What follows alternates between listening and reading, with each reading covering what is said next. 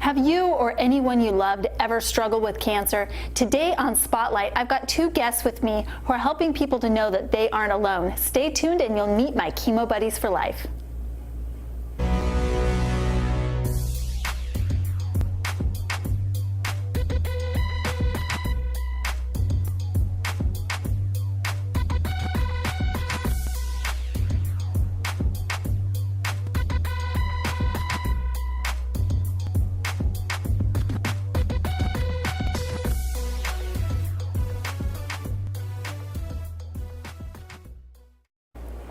Welcome to Spotlight. I'm Allison H. Larsen, and I have with me Martha and Tamara, and you are my Chemo Buddies for life. I love that. I love the term buddies. I love that you're helping people that are on a battle with cancer. So Martha, you've had your own battle.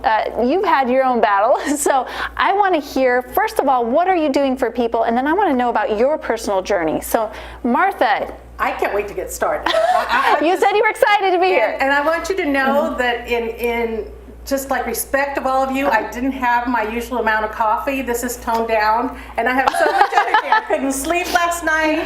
I just find this whole thing of being able to get the message out and get people out there who hopefully can understand that they don't have to do this alone. And that's what Tamara and I are here for, and we want to share that with you and with your beautiful audience. Thank you. So Tamara, what is Chemo Buddies for Life? Well, what Chemo Buddies for Life is that we actually met each other in a chemo room. Okay. And it was my first chemo cocktail day, and it was her second.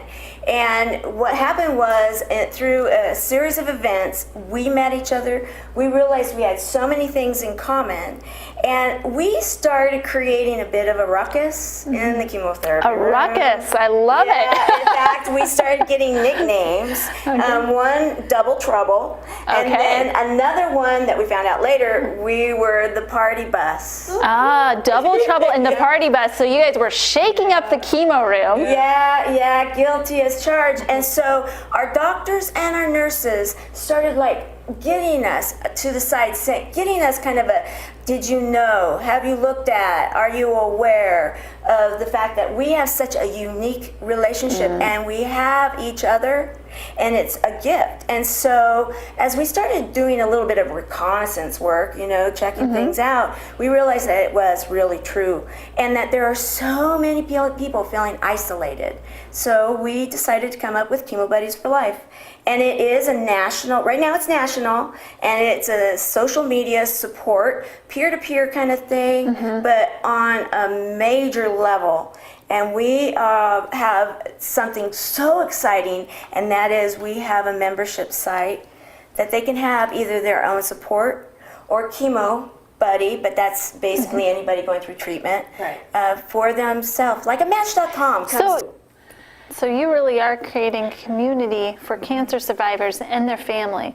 So for those of you who are listening, and if you are listening right now and you know somebody who's struggling with cancer, maybe you're struggling with cancer, maybe you're a family member of somebody and you want support, how can people get a hold of you?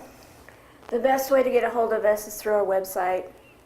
It's www.chemobuddies4life.org, and that's www.chemobuddies4life.org.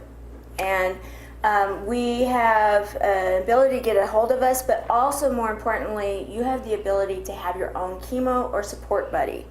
And the whole idea of it is that we understood that there was social media and people that are out there and they want to kind of expose themselves, they're okay. But the bottom line is that the ones that are not, we need them to have some kind of socialization, because if you're isolated, the odds are that you're not going to have as long of a life. Not only the quality of life is different, but the length of life. It's been proven.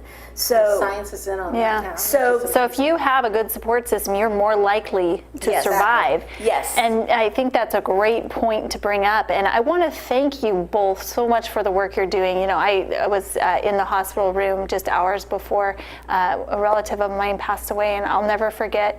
I knew that she had fought till the end, and she had a great support system in her family. But I just keep thinking, I wish that she'd had someone to talk to and discuss those things with. So thank you for what you're doing. If there's one last piece of advice or information that you would leave with everybody that's listening right now, what would it be? Martha, let's start with you. For me, it would be second opinions, definitely.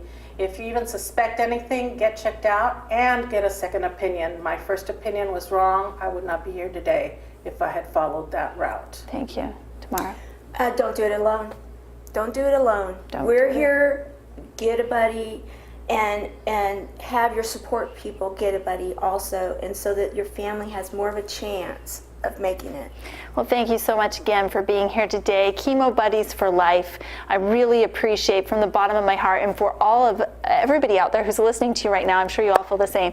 I'm Allison H. Larsen. You've been listening to Spotlight. Join us again next week when we'll have more guests on who have transformed their lives and are now working to transform the world. So, very good. One thing that we've got out of this